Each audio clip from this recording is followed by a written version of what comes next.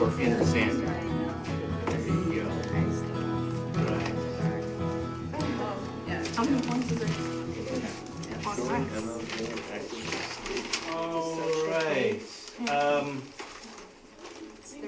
30. It's not. Yeah, I think if you aim and look for him, you can still. Okay, so let me see. Oh, here it is. That's why I couldn't find it.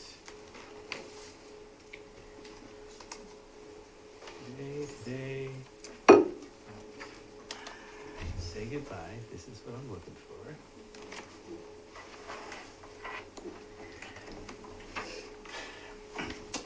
All right, so let's do a little class logistics. Mike isn't on. I'm not sure. He is, okay. Okay. He's unmuted, so. All it right. should be working. Trace the signal path.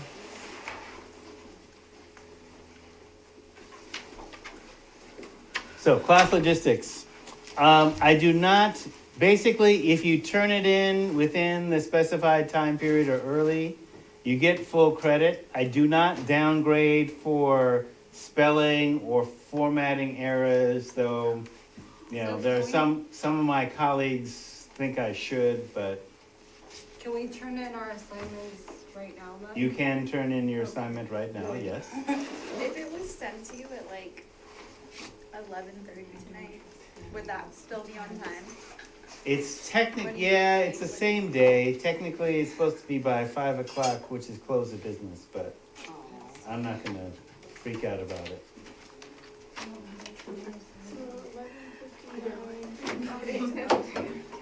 Don't split hairs.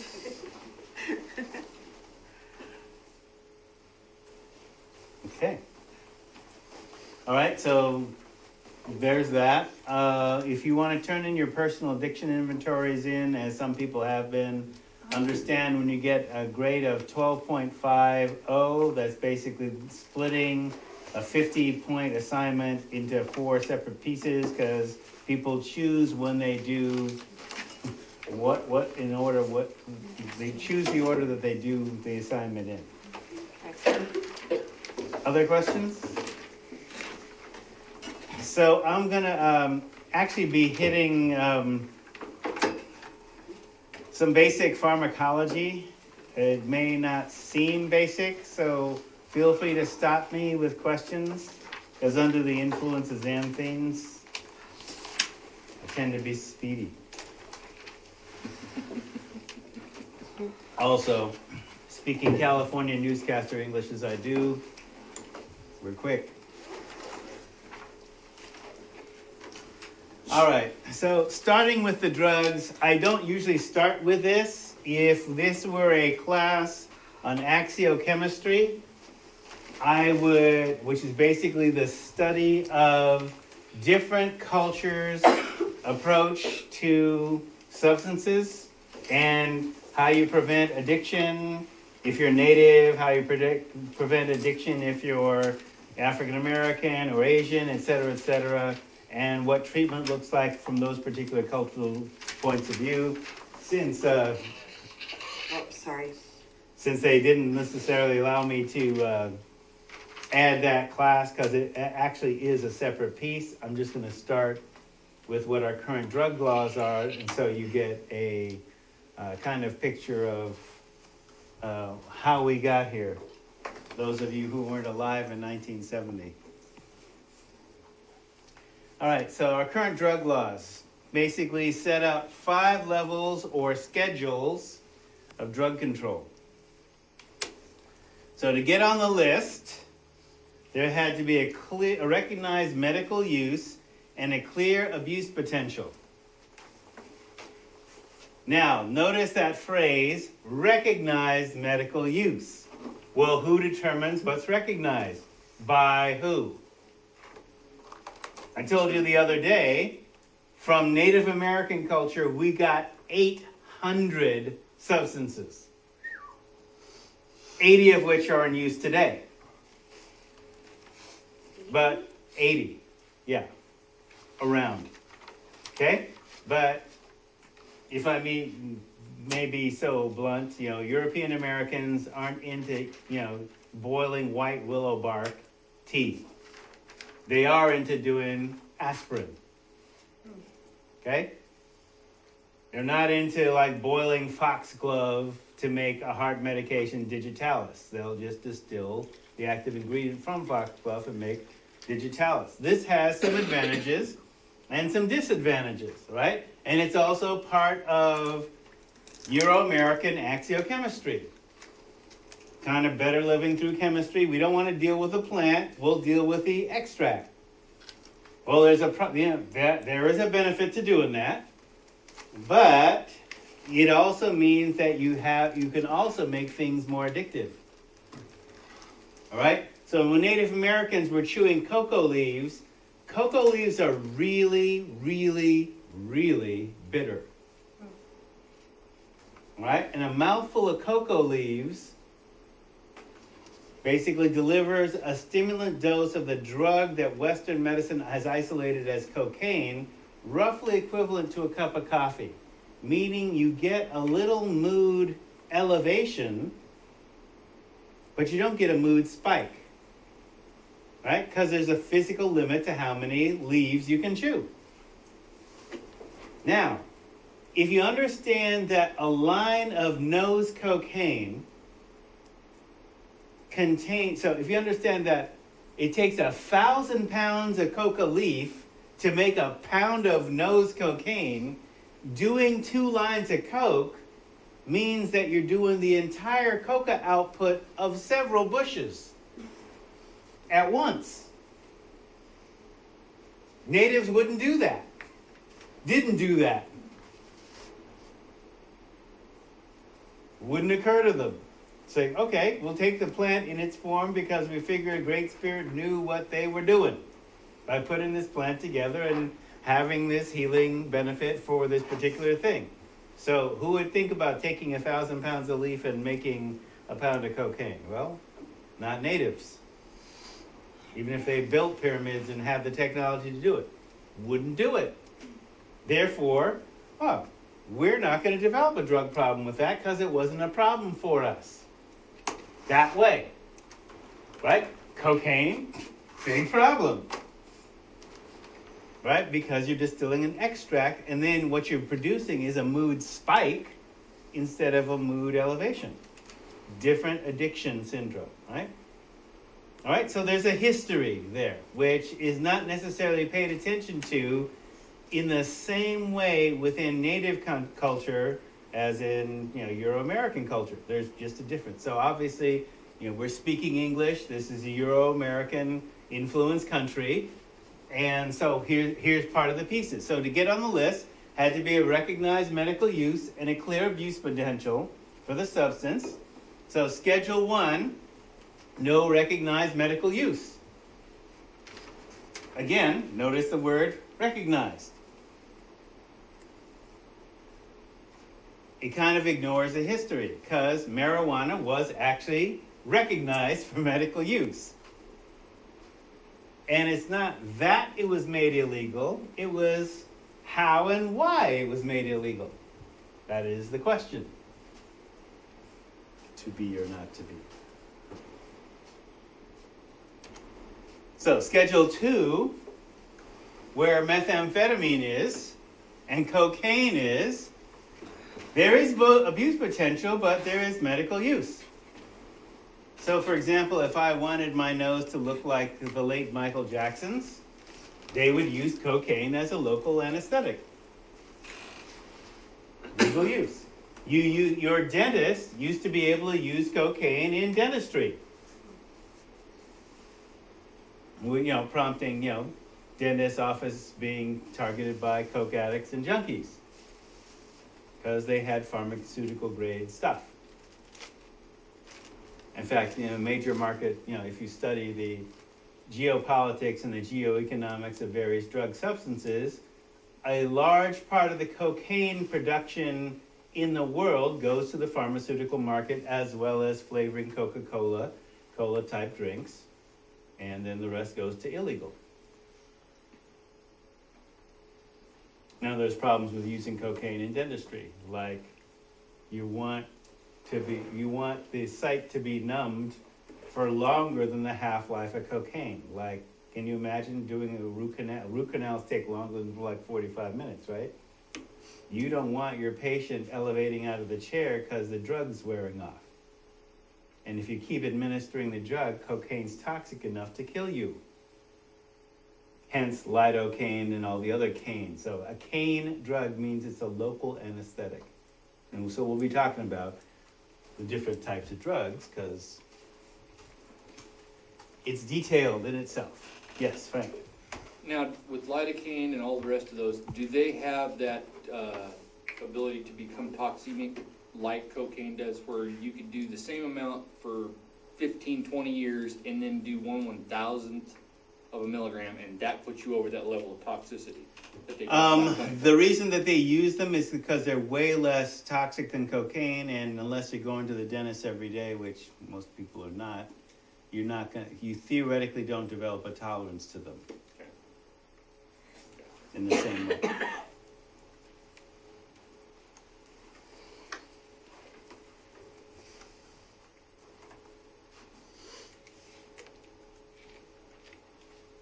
Okay, next. All right, so this Controlled Substances Act was like a compromise between those who wanted treatment and those who wanted incarceration and punishment for the same health behavior. So let's be clear about what this is. These are health behaviors. So Larry Wallach once, I actually have a slide for this somewhere later, but I'll just say it. If a culture values all its members equally, then public health and medical strategies are applied to people with health problems. Medical. This is a medical problem. Medical. But if a culture does not value all its members equally, then social control strategies are used against those with less power. Therefore, you have that bifurcation. William Bennett said, stockbroker cocaine users they're users, they're not addicts. It's the black welfare mothers who are addicts. Same drugs, same healthcare condition. Why do you treat them differently? And who's more damaging to society? The stockbrokers that cause a market crash, or welfare moms? Yeah, well, I know what happened with the value of my house. Because somebody, probably on cocaine, decided to bet 5 times the net worth of the planet.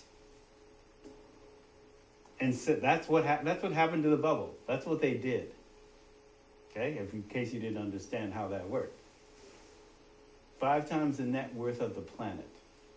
They're basically building securities based on that. So of course it's going to crash. That's crazy. Notice, so there are 2 drugs which have clear abuse potential and no medical use, and they're not scheduled. Those are alcohol and tobacco. Right? They were in the original law and then lobbied out.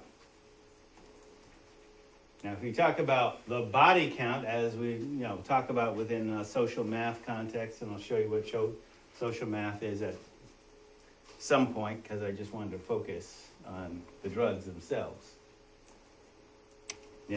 Based on the year 2000 stats, we lose 3 747s worth of people every day who are smokers. Okay, so all illegal drugs. So when I said, at the beginning of the term, legal drugs kill more people every day that died in 9/11, and that's the year 2000 stat. At the same time, illegal drugs will cause 40 deaths in the same 24-hour period. So why is the war on drugs against illegal drugs? And not where the body count is? Money.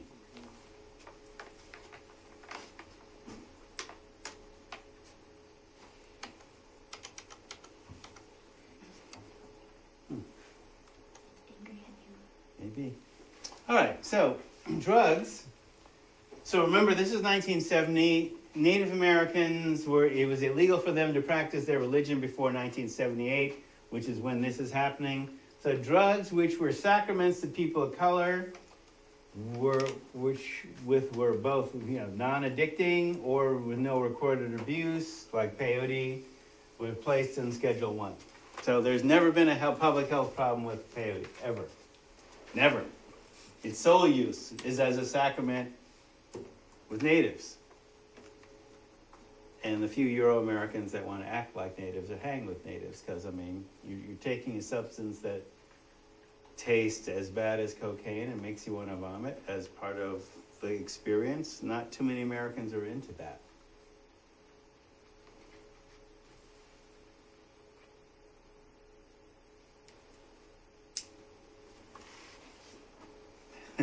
Hi there. All right, so other drugs in the U.S. pharmacopoeia, but associated with minorities, again, with no public health problems, were also Scheduled 1. So marijuana, basically, even though it was a pharmaceutical. I told you that story, yes? Mm-hmm. Okay.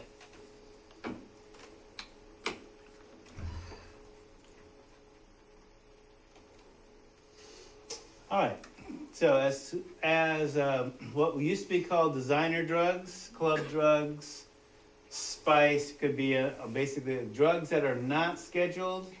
Basically, what they decide to do is make them illegal, study them, and then reassigned if necessary. They usually signed as Schedule 1.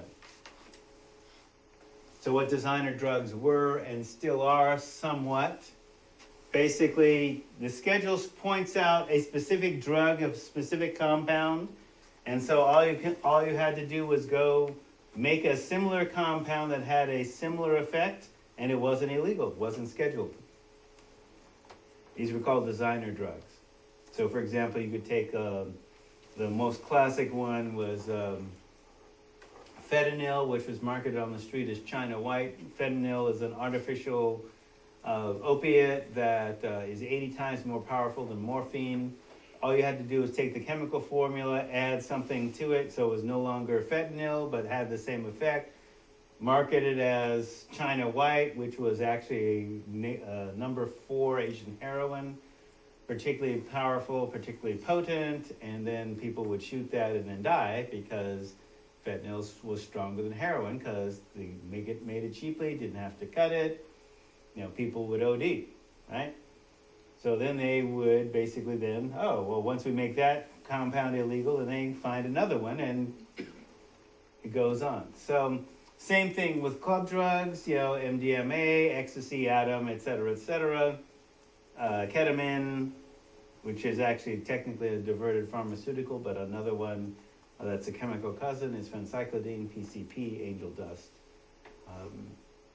Which could also be sold as an additive or as fake acid or any number of things, and then spice. So depending on what spice is, like when we first started hearing about it, had somebody come in a couple of weeks ago that was addicted to smoking it.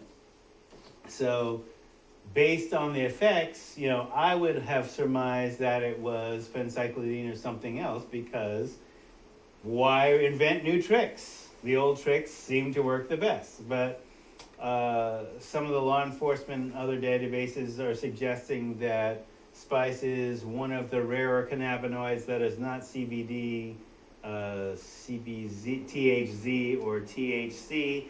One of the other cannabinoids that within the context of the plant are low level, but once you separate them out of the plant, you can basically concentrate them, and these are the effects that this concentration has, where you have PCP-like effects, like super strength, no pain response, people having psychotic hallucinations, etc. So, spice, whatever it is, it's legal. It can be sold as bath salts, but ain't nobody bathing with it. Yeah. That's what I was gonna ask if bath salts was it. Yeah, that's what bath salts are. right? Now, 'Cause is nobody's bathing with it, they smoking it. So, but they don't necessarily know, and same with this particular client, like, okay, do you know what that is? Well, no. Why are you doing it? Not even reading the ingredient. I mean, why are you doing that? I mean, it's kind of like, why do people, we were talking about this in the Prevention Coalition yesterday, right? So, the age of initiation in Oregon is basically 10.7 years old, which is covered around 10 years old. That is for somebody using alcohol or other drugs on their own. Not handing, not just stealing it from their parents or, taking a sip of beer with dad at the Super Bowl, but on your own. So 10, right? So with, marijuana use starting around 13, et cetera, but then you also have the other people that, will start earlier than that. Or you'll have people basically take that dust off stuff and huff that because they figure, oh, well, it's for cleaning computers, it must be clean. And it's legal, right? So, I mean, okay, the logic, right? You got to wonder, why would you get the idea to huff that? And it works for reasons, because remember the first reason I said it, the first way you get high, it reduces the oxygen supply to the brain. Yeah, it works, but why would you do that? But it's beyond me. Yes. So on the spice drug, the Yeah. bath salt stuff, when they use that and they smoke it or however they use it, is it something that's going to have long-term effects? Probably. I Yeah, think probably. we're seeing it. One of my friends, their son has been doing it, and he's having weird hallucinations Right. and jitters and just weird stuff going on. Right. It's whatever it is, it's neurotoxic. Huh. Even if it is simply a synthesized plant extract. It's been synthesized and concentrated. So I mean, again, like the argument is, marijuana herb is a harmless natural plant. Well, it's not natural because you've been genetically engineering it since the 70s.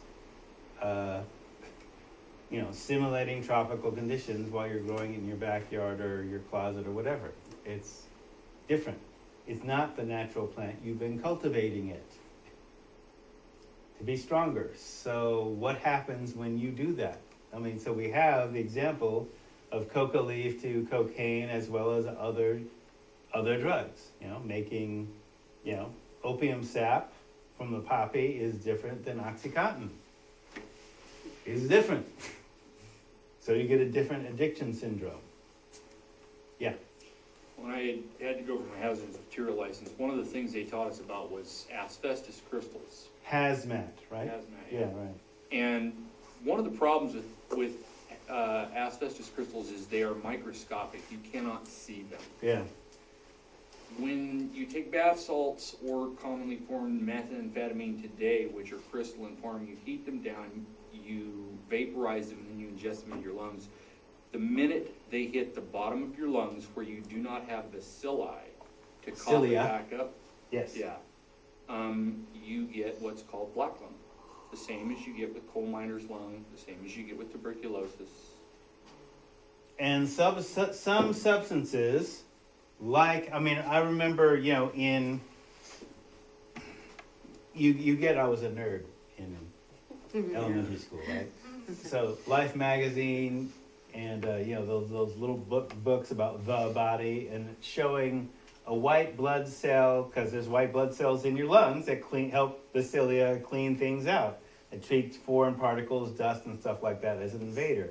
The white blood cell attempting to absorb a asbestos crystal and being totally distended and not being able to move and then being rendered, essentially inert. The cell eventually dies, right? And then you don't get enough of those in your lungs. And this is one of the issues with vapors too, the e-cigarettes, because sometimes you're also flaking off plastic or flaking off steel, which your body was not designed to deal with, right? Another health problem that one of your classmates helpfully pointed out within their social recon.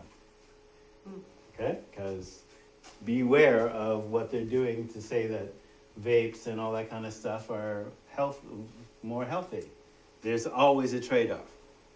So be an informed consumer.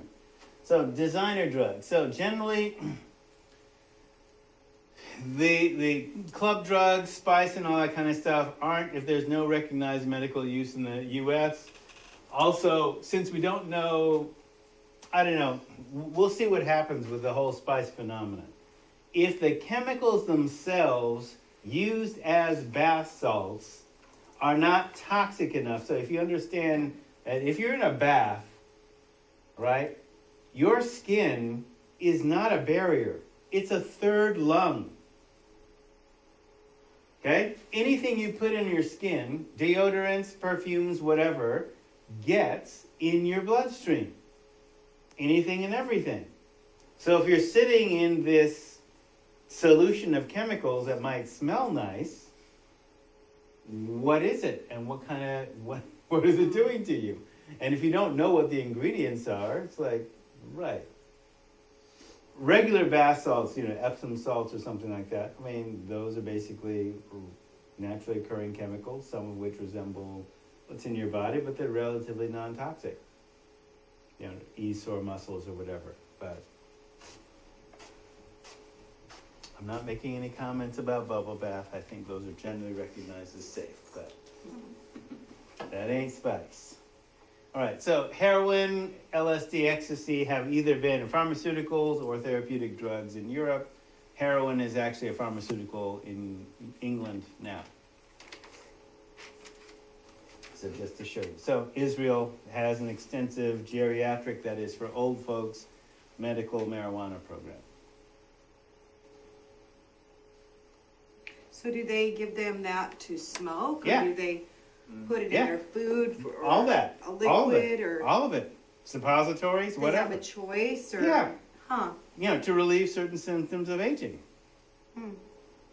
Ironically improved memory function, all that. What? Well, with Alzheimer's, sure. Did it help them? Yeah.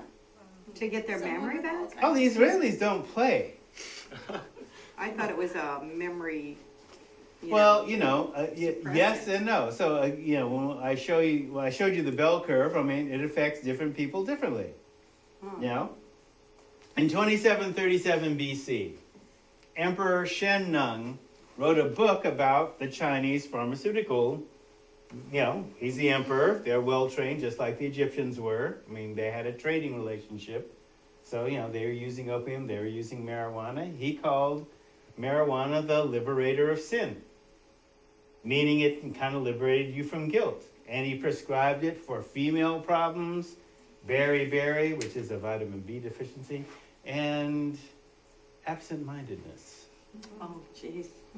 Okay. I guess you don't care if you don't remember. Well, I mean, maybe the kind of weed that they were growing, natural, maybe it did cure absent-mindedness.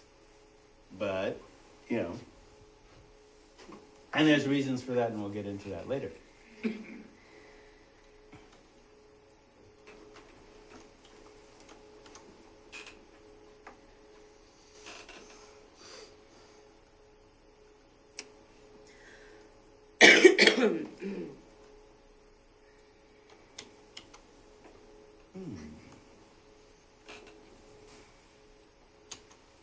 There we go. Excuse me for recycling old talks. But I was basically, the Walls of Perception is a talk that I created after two different anti-drug folks used the same joke. And I think I told you about this, when I was in high school, the only people that used drugs were jazz musicians and people south of the border. So I called it the two Daves comment, Dave Hawkins and Dave Frohmeyer basically used that within 6 months of each other. I'm going, yeah, right. Jazz musicians and people south of the border. Wonder who he means by that. So the Walls of Perception is basically talking about, okay, there's some denial about how long the drug problem's been going on. Like conservatives, a lot, stereotypically, definitely Messrs. Hawkins and Fillmore wanted to say that the drug problem is a result of liberals and the hippies. Well, that'd be a lie. Because the terms cold turkey, keep a clean nose, no bed of roses are basically all drug terms from the 19th century when the drug users were wealthy white people. Cold turkey, heroin withdrawal, keep a clean nose, ladies going to the powder room to powder their nose. Oh my God. Yeah, right. They weren't What kind talking of makeup. powder? Yeah. These little euphemisms. No, this has been going on for a long time. Okay, and the data show, and the drug laws, if you look at the history of the drug laws in America, plus the data that we have about drug use patterns, the first drug laws that they make are not, so 10,000 Chinese opium smokers in the country with 250,000 over-the-counter opium eaters who are wealthy and well-to-do. Solid gold, jewel-encrusted morphine hypodermic needles being sold in fashionable jewelry stores in New York and San Francisco. You think that's for the Chinese? At Saks or Macy's? No. Okay, but who do they pass the law against? The Chinese opium smokers. While they've already documented 250,000 opium eaters who are the yuppies of their time. No laws passed against them. And remember, at the time, heroin was in over-the-counter cough syrup. Cocaine was in Coca-Cola and wine. Yeah, cocaine was a hay fever cure. Yeah, okay. So, Schedule 1s, right? So, Controlled Substances Act. If drug has abuse potential and medical use, production is controlled, and some of the examples. So here's the idea. When you get busted doing a meth lab, you are manufacturing methamphetamine without a government license. Obviously, the government wants to control that, right? They want you pharmaceutical, et cetera, because there are companies that make pharmaceutical-grade meth for Adderall, among other things. Right? So production control. So Schedule 1, high abuse potential, medical use none, production controlled yes. So examples: heroin, marijuana, THC. Now THC meaning on the street, people used to sell PCP as THC without necessarily knowing that with the technology of the time in the 70s, pure THC never existed on the street because the cheapest way to make it means that it costs $30 a hit. And it's unstable at room temperature. So how many drug dealers are going to manufacture a drug and sell it to you for $5 or less? If it costs $30 a hit and they're going to sell it for you for $5? No. They're selling you phencyclidine. Right? So that's why even today, there's no THC pills. They're using plant extracts. Right? So the constituent is locked within the chemistry of the plant. So, schedule high, so heroin, marijuana, THC, hallucinogens, and in general, opiates. Schedule 2, high abuse potential, medical use, yes, production controlled, yes, so morphine, cocaine, methadone, codeine, secobarbital, methaqualone, quaaludes, all amphetamine type stimulants. Right? So if there's a medical use, like we need to send our pilots to Kosovo, we need to have our kids sit down and pay attention in school, pharmaceutical grade methamphetamine, etc. Right? ADHD drugs. Right. Schedule 3, some abuse potential but less than 1 and 2, medical use, yes.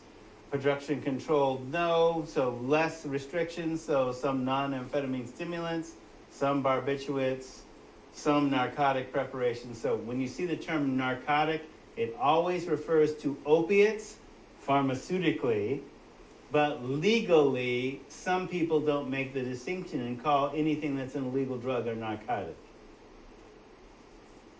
right? But actual narcotics are opiates.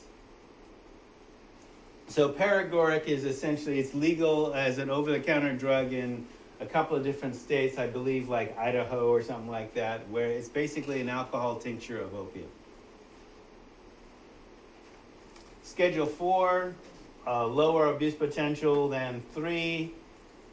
Medical use, yes. Production and control. So chlorohydrate, that is the Mickey-Fim, diazepam,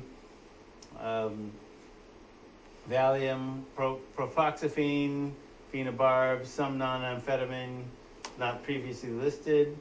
Then Schedule 5, so low, less than 4. So for example, compounds and mixtures, preparations with very low or dilute amounts of narcotics, for example, codeine, cough syrups, all that kind of stuff.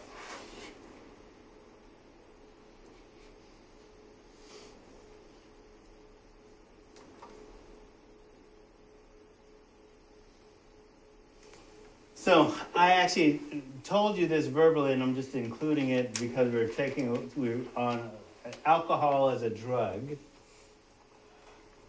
and basically giving people a protocol for understanding that many of our alcohol problems are caused by overdoses, that binge drinking doses are sold as single servings by the industry.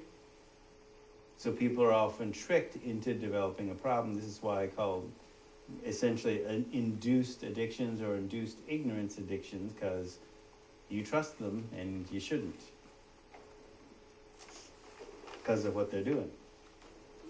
So if all alcohol problems come from overdosing and related diseases come from habitually overdosing, tracking binge drinking as that thing. So for example, an addictions counselor, that means y'all, who trained to be pros, we're doing consumer education. So here's what moderate drinking actually is. 1 dose a day for women, if you're not pregnant.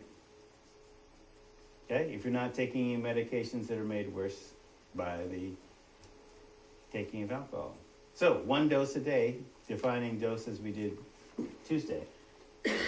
2 doses a day for men. So, and again, if you're not on medications, which are potentiated, that is, multiplied by alcohol, so that includes other sedative, hypnotics, or narcotics, the actual narcotics, opiates. Okay, so anything else is not moderate drinking. Period. This is AMA, not my opinion. But, you know, we still have some docs that are telling women, pregnant women, it's okay to drink at a certain stage of your pregnancy. As drug, yeah, I'm not making that up. I know, it's crazy, but, okay? Alcohol is so toxic, we cannot say that there is any safe level of use other than not using. Now, you will find some addicts and alcoholics that will go, rather than buy beer or wine or hard liquor, will go and get cough syrup or the other, you know, the cold, you know, NyQuil, right? Because those have alcohol in them as a preservative. But it's like 40%. Which is basically like a brandy, right? So you're not supposed to drink the bottle. You're only supposed to take a couple of teaspoons a few times a day if you got a cold. But people will drink them because of the alcohol in them, right? This isn't regulated. These are over-the-counter drugs, right? But notice that those are the little tricks addicts and alcoholics will use, right? So moderate drinking, that would be a problem. Drinking cough syrup for the alcohol. That would be addictive. Yes? I watched one of the episodes of Intervention where some lady was drinking 4 bottles of mouthwash a day. Yes. It was, yes. She was dying from that too. Yes. It's a lot. Yeah. And when they drink that NyQuil like that, you've got all those other chemicals and stuff in there too that are gonna be worse on their body than if they was to just go drink the alcohol, right? Right. You have a low basically opiates, one of the side effects of opiates is it suppresses the cough reflex.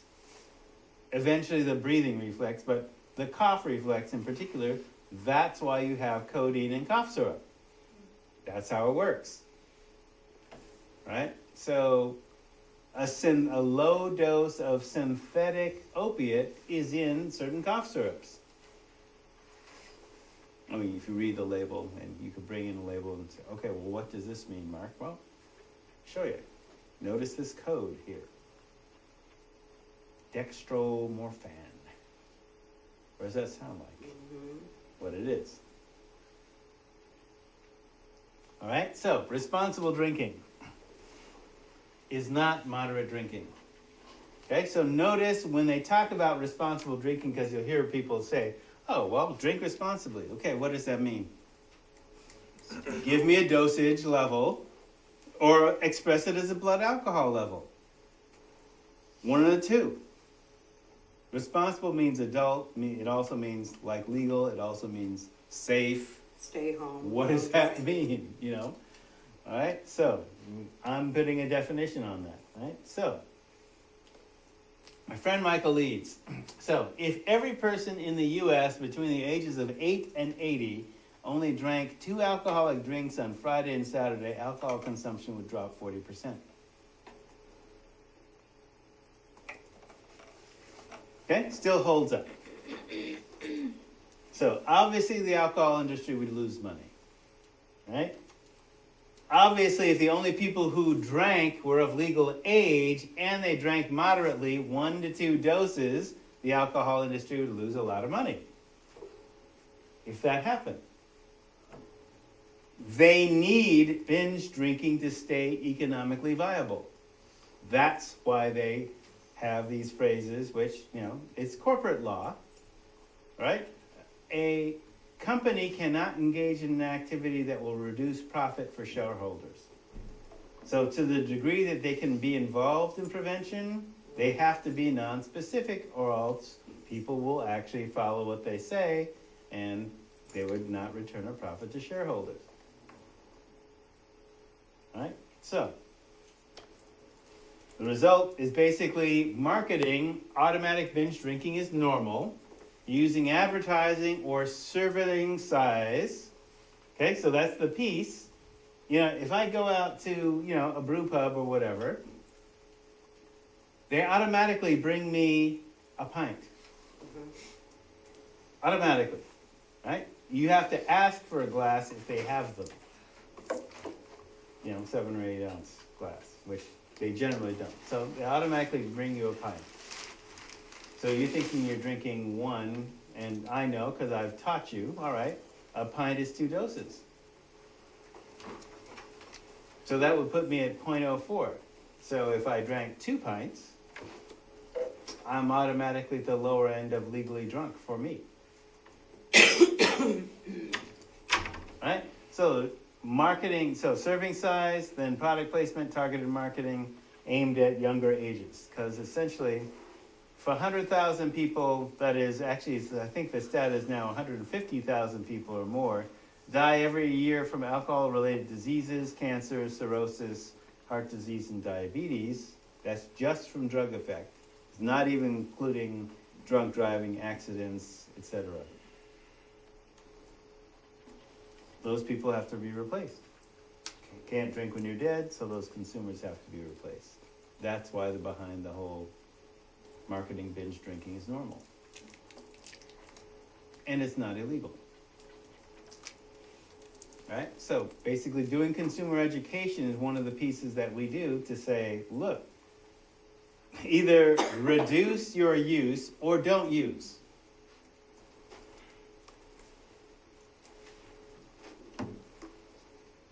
Okay, so for example, the information I'm about to show you, you know, if we place this on every unit of alcohol sold in America, so people could make an informed choice on how much they drink, as with how much aspirin, ibuprofen, or other legally accessible drugs they take. It's printed on the bottle. The same science gives us dosages for alcohol. So The information is not available by law. You're actually forbidden, even at the local level, from putting it on a label. Takes an act of Congress to do it. And you know what Congress is going to do. Right? So, show you anyway. So, if consumers were informed of this, they could have the option of drinking less or not drinking at all, which of course would not be profitable, but would be healthier. So, legally drunk, 0.08. No real reason to exceed legally drunk. So it's not that legally drunk is set too low, and there are people that are talking about dropping legally drunk in this country to a 0.04. Okay, so it's a strict weight to dose relationship, and that weight is based on how much blood you have, and that is found by what your medically defined ideal body weight is. Okay, because that basically gives you how much blood volume you have. Remember, it's blood alcohol level. Now, if you gain weight, that doesn't mean you can drink more. Okay, because fat cells are increasing, but your blood supply is not. Okay, physiological fact, right? So you have to go on your ideal body weight, whatever that's supposed to be. Like, I'm supposed to be like 30 or 40 pounds lighter. Okay, so I base legally drunk for me on the chart I'm about to show you. Okay, so that's why blood alcohol level. Regardless of your weight, you have the same amount of blood that's defined within, that particular chart. Okay, now your tolerance changes, which is why you might not feel drunk even when you are legally drunk. And that's another consumer education piece. The nervous system is designed to adapt. It notices new stimuli first, but if the new stimuli remain constant, then it gets used to them. So if you constantly binge drink, then you get used to that level of intoxication and you don't feel drunk even though you are.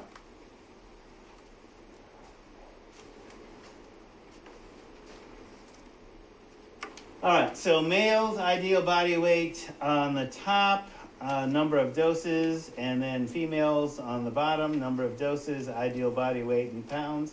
So let's look at 100 and for male and female. If you notice, one dose for a 100-pound male, 0.04. That's defining doses the way we did earlier. And a female, 0.06. So even though they weigh the same, she gets drunker faster on the same dose because she has less blood, because she has less muscle mass. Because physiologically, if you remember this from high school biology, or if you didn't have high school biology, secondary sex characteristics.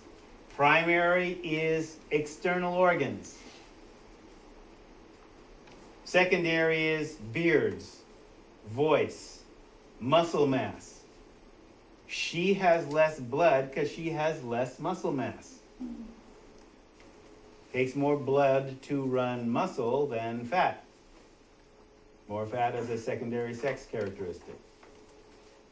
Right? So, she gets drunker faster. So, at 2 doses, she's at 0.10, which is over legally drunk at 100 pounds.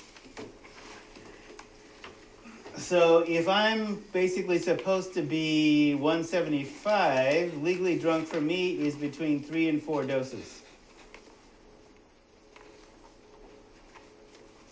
Right, you can see that? So take somebody that's like 6'1", who's way overweight, and you do a 0.12. Mm-hmm. How would you figure? Would you go by what he should weigh, or what? Well, you go by what he should weigh, right? And if he blew 0.12, that's over legally drunk. He might only feel lightly buzzed because he's got tolerance. Yeah. This chart assumes naive a naive user, i.e., it doesn't take into account genetic tolerance. Okay? Because your tolerance isn't your tolerance alone, it's the tolerance of your ancestors, too. Now, you may or may not develop a relationship with alcohol that's addictive. But you inherit the tolerance of the people that came before you. And that the reason people will say, well, alcoholism may skip a generation. Well, the reason they say that is for various reasons, people may or may not take up the habit, but they still have the tolerance. Yeah. How do they determine the ideal body weight? Well, weirdly, here's where this comes from. It comes from life insurance. Okay? When you buy life insurance, you're betting the insurance company that you ain't gonna die. Well, obviously you're gonna die. So you're betting the insurance company that you ain't gonna die before a certain date. And what the insurance companies have done have basically taken all the people who've died, who've been at a certain medically defined ideal body weight. And the people who are at that level don't develop diseases like diabetes, heart disease, et cetera, at the same rates as people who are, quote unquote, overweight. Because again, the physiological fact is you have a certain amount of blood as part of your body weight, as well as water and all this other kind of stuff. So it actually came from life insurance, observing when people die. And of course, the medical profession took that up because it's repeatable, it's solid. That's where it came from. Yeah. Is this like drinks per hour, like every hour? Okay, so good question. All right, so you process alcohol at the rate of 1 dose per hour. No faster. If you're female, certain drugs, certain times of the month may change that slightly, but essentially 1 dose per hour. So, for example, my first 6 months here, dude calls me up, he's the head of the painters. I have one of my guys who came in, had a little too much party. Should he be working? Really? You're calling me and asking me that? How much did he have to drink? Well, he finished the case at midnight. 24. Started at 9 o'clock. Okay, well, we can knock off, 21 starting at midnight. Let's do the math. 3 hours. Yeah, you're still legally drunk at 8 o'clock in the morning. Should he be driving a golf cart was the question. No. He shouldn't even be here. Well, he's not abusing. Yeah, he is. We don't have a breathalyzer here in 1992, but yeah, trust me, he is. Now, the reason I bring that up is because people binge drink, and people will think that drinking a case is normal behavior because they don't feel drunk. And how they feel, so here's the classic story I'll give you. I'm Churchill High School's drug counselor in 85 to 89. Couple comes in, she was the designated driver, and that meant to them, she drank less than him. And drove, they actually rolled his car. So he had his usual case. So I see them Monday after the accident. They both survived the accident. Football team, head cheerleader. They beat South. They're celebrating. Okay, how much did you have? Well, I had my usual case. He said. How much did you have? She said, well, I had 2 coolers. Okay. 2, all right. So I said to him, when do you feel a buzz? 6-pack. I feel a buzz after a 6-pack. So he's 17, 18, 175 pounds, the quarterback. He doesn't feel a buzz till 0.15. Okay, so he's double legally drunk. That's when he starts feeling the buzz. Now, notice my chart doesn't go above 10 because after a certain point, it's pointless to talk about that. But let's say at 24 in a case, he has reached the lethal dose for alcohol, but he's still awake and walking around. Because the lethal dose for his body weight and his age, we've lost college students at 0.35. But the police regularly pull over drunk drivers who blow 0.55, meaning for a naive user, somebody without tolerance, they'd be dead. But these people are awake and driving motor vehicles because of tolerance. So I asked her, okay, 2 coolers, something's not adding up. What do you mean 2 coolers? 2 12-ounce California coolers? No, 2 2-liter bottles. Oh my god. That's a cooler?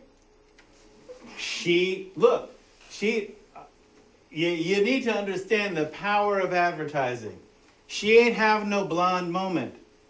She has associated 1 2-liter bottle as a single serving because that's what's been marketed to her as a single serving. The industry has marketed half gallons of malt liquor as a single serving. Like in Chicago and places like that. I'm just saying, people aren't dumb. They're just too trusting of the industry, which is trying to string them out. So if you do the math, that is, depending on the alcohol strength of the California cooler, that is between 10 to 16 doses per bottle. So she's matching him.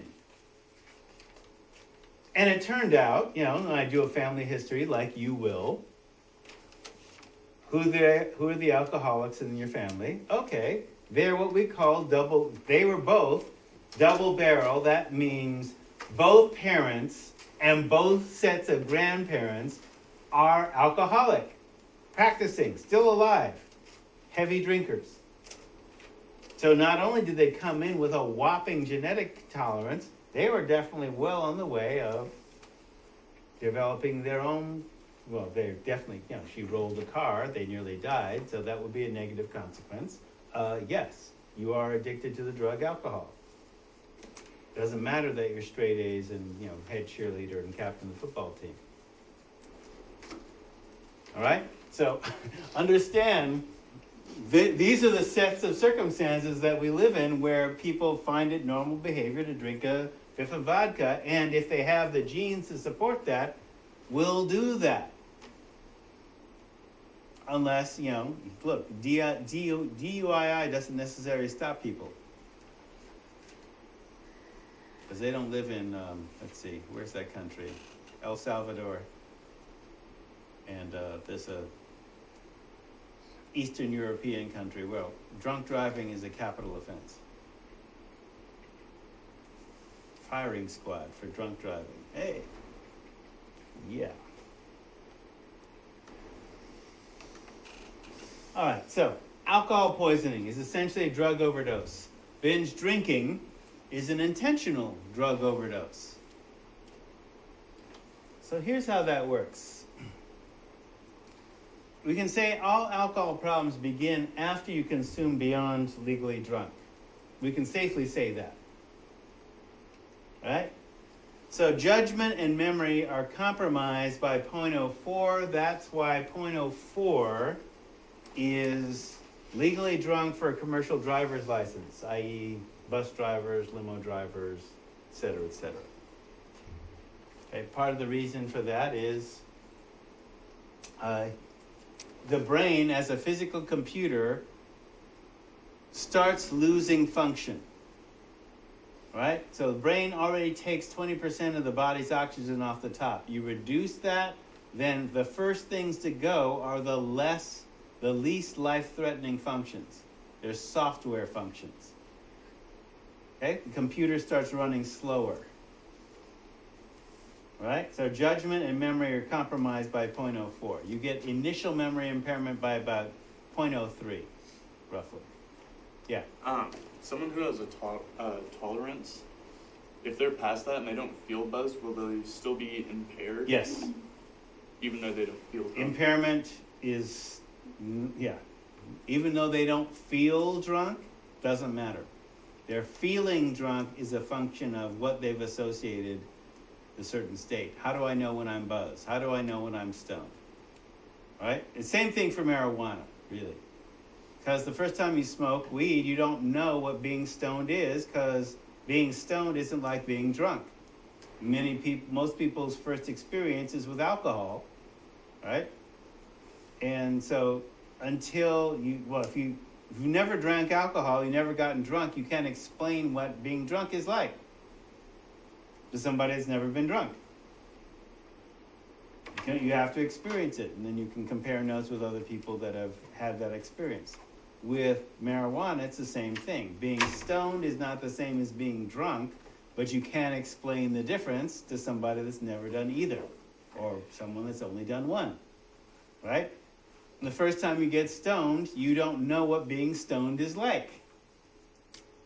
You just have this funny feeling, things taste better and whatever, the classic, all the stoner jokes with Cheech and Chong and all that kind of stuff, right? But what happens as you continue to use, you associate certain sensations with use.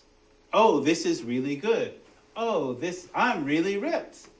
Or I'm really drunk, or I'm buzzed, or, those things. There are certain feelings that you associate that begin to disappear as your tolerance continues. But it has nothing to do with the actual performance. That's why these are the standards. I think Robin Williams actually did a special on the Learning Channel, Discovery Channel, about people doing various drugs and then driving on a closed course or doing certain tasks on various drugs.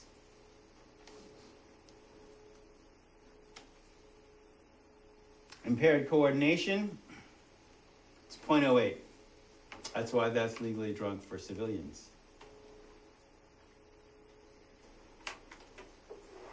So if you use these as standards, because everybody knows them, but they may not know what legally drunk is for them.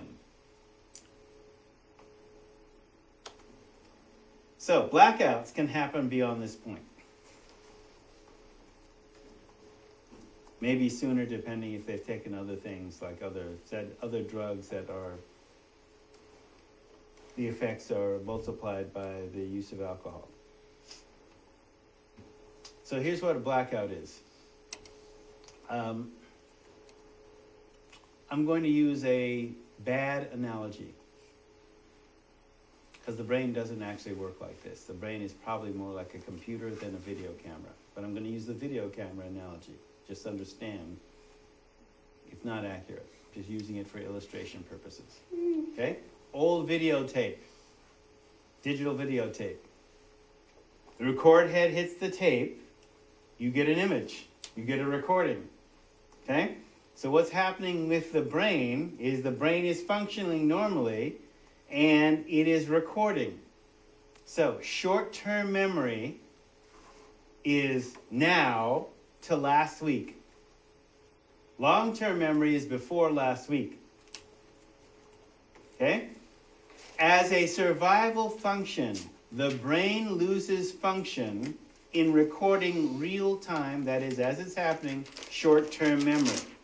It stops.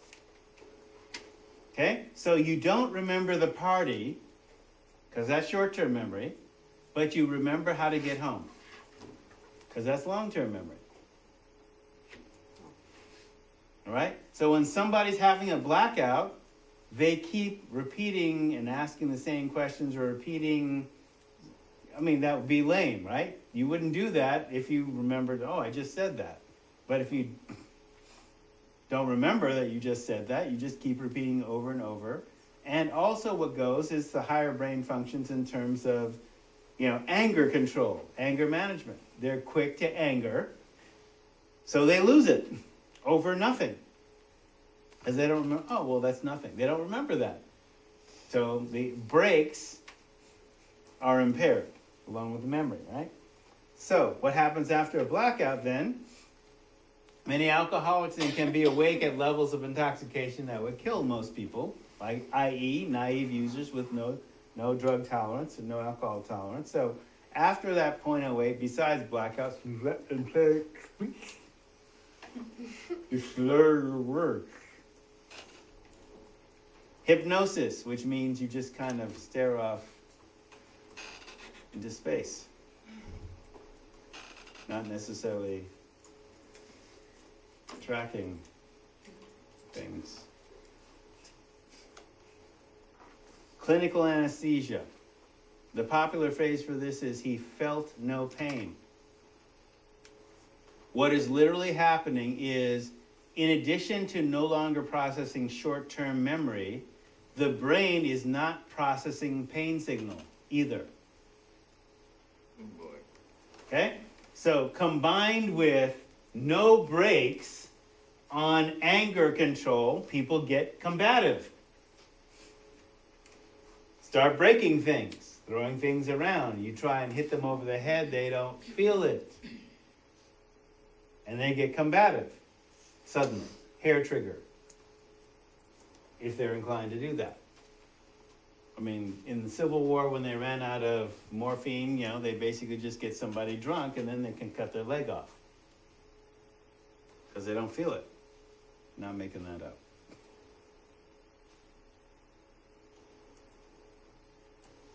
Now, this becomes the beginning of a really dangerous situation, which a lot of civilians think is funny, when you use your potty training. Okay? Potty training is software and hardware interface. Notice you don't pee the bed as an adult, if everything's working. Because some part of your brain, I gotta go pee. So, in my case, I have dreams that I have to go pee. Oh, okay, I need to wake up and go pee. Okay, great. Well, they're out. And they lose their potty training. This is like getting pissed drunk, shit-faced drunk. Right? You literally, if you've encountered homeless people that smell like this, they have lost their potty training because they've gotten that slosh. If you see this at a frat or sorority party where somebody is, passed out and, having all the, lipstick or whatever, people think it's funny. Well, here's the problem with that. It's just above coma.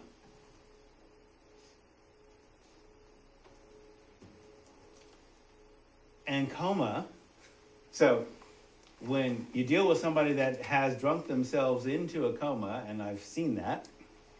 So a kid in high school completion went to a kegger out in the woods somewhere and woke up 3 days later. So think about what it would take for you to sleep 3 days straight. Okay, so this kid, he's at this kegger in the woods nearby and wakes up 3 days later to a campfire, and there's this homeless dude who, covered him up with a blanket, like, who are you and where am I? Oh, you were with that party 3 nights ago. Like his friends had left him. And what he remembered drinking was like, he wasn't clear about whether it was 7 or 8 pints of Terminator. So that's like 16 doses, and the kid is 16. Okay? So, he didn't die, right? Because coma is just your brain is still beating your heart and breathing for you. Okay, but the danger, particularly at these frat parties and stuff like that, people don't understand. Somebody's lips are turning blue, their heart stopped. Okay, they pissed themselves and their lips turned blue, their heart stopped. And losing your potty training is just above coma. This is danger, Will Robinson. Yeah. Is that what happened to that girl that just got her fingers amputated? Would that be considered a coma? Because she went to a frat party or whatever, and she got drunk, and it was like 17 below zero or something, passed out in the front yard. Right. So she had Just frostbite. overnight, Well, yeah. she had frostbite. Mm-hmm. So she passed out Yeah, she passed out. and didn't move. Yeah. Right. that's So a she coma. got frostbite. But is that is that considered a coma? What's the Yeah, difference between passing yeah, out? but she got up before she froze to death. It's because somebody found her. Yeah. Could be, depends. So what happened with this other kid? So I'm not sure because, yeah, people have died that way. Gotten drunk, been on their parents' doorstep and froze to death. So it got cold enough so that, yeah, somebody found her and she lost her fingers because she didn't move enough. So What's the difference between a coma and passing out? passing out is you're unconscious, but you can be aroused. They can wake you up, shake you, etc., etc. Coma, you don't wake up from that until as long as your heart's beating, your liver is processing the alcohol. All right? So the next level is breathing. And the sign for this is turning blue. Lips turning blue, that is if your lips are the color where you can actually see that it's blue or just darker. But you also can tell by fingernails, too. Other extremities as well. Okay, so your breathing stops. Breathing stops for 5 minutes. Your heart stops. Heart stops. Certain period of time, you're gone.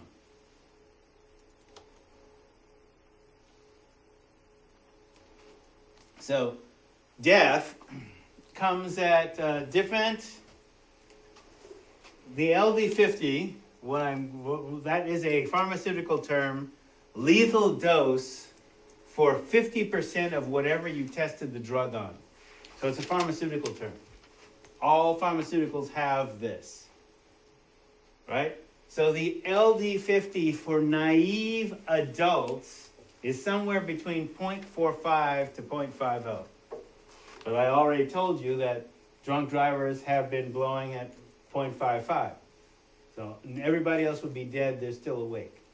All right? The 0.21, this will appear on a test somewhere, so just remember the story. 0.21 is a 12-year-old middle school girl who weighed 100 pounds, had 3 buds and a shot of vodka. And that coded her. Sent to Sacred Heart. Code blue. They brought her back. But no vitals. So 0.21 is what Sacred Heart said she was. How much did she weigh? 100 pounds. 100-pound middle school girl. All right? We regularly lose college students, from fraternity, initiations, and hazings and stuff like that at 0.35. But the naive adult is somewhere between 0.45 and 0.50 blood alcohol level.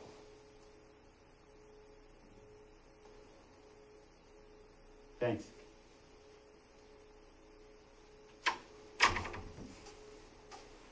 So that's one of the pieces. I mean, this is a widely used drug, but it's dangerous.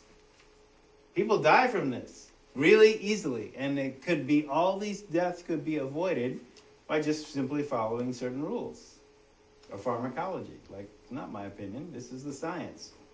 X amount of drug in X amount of body produces X effect. Take too much, or take it in a way that bypasses the liver, i.e. like a vodka enema, you can deliver a lethal dose too fast for your body to absorb it.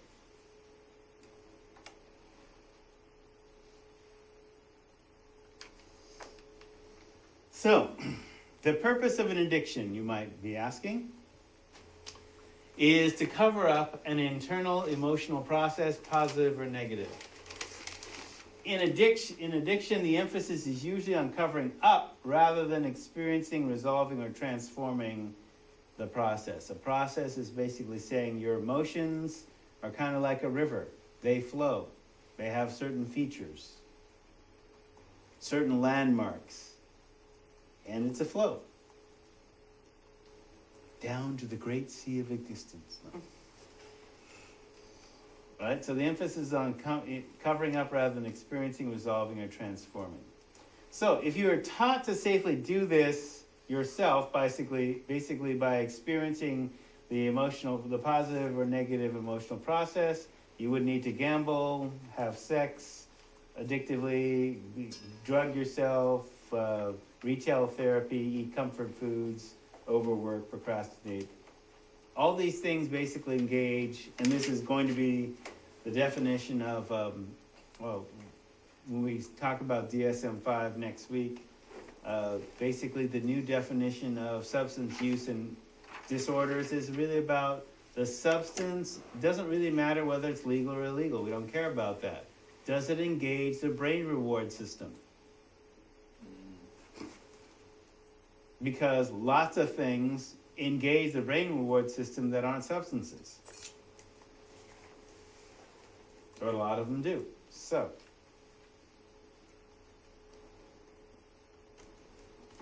there are natural rewards like food, water, sex, nurturing.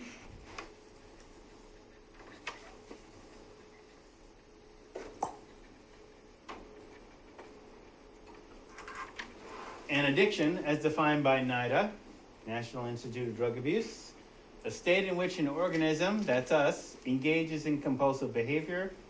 The behavior is reinforcing, that is rewarding or pleasurable, and there's a loss of control and limiting intake.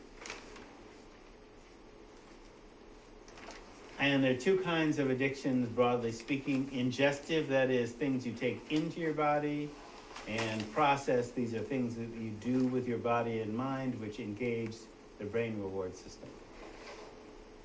And how brain reward works, basically many survival activities, for example, food, water, sex, nurturing, are reinforced by neurochemicals that make it feel good.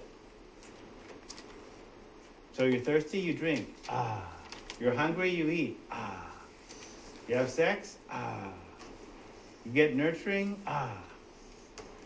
Okay, those are those are brain rewarded activities. Certain drugs mimic those states. Cocaine exactly reproduces the state in your brain, the chemical state in your brain, when you achieve something. And it's powerful enough to basically override any other pleasure.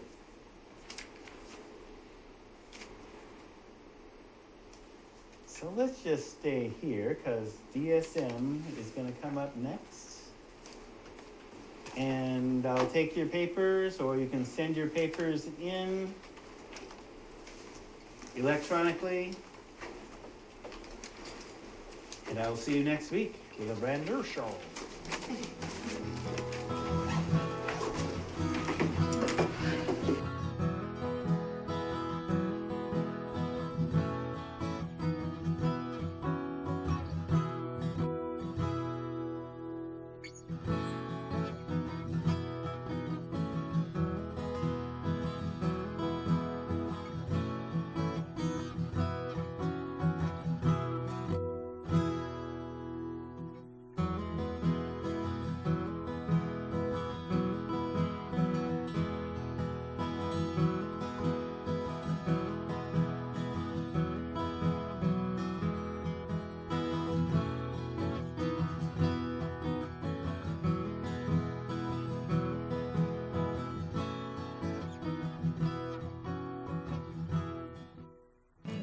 Lane Online. Learn, unlearn, relearn.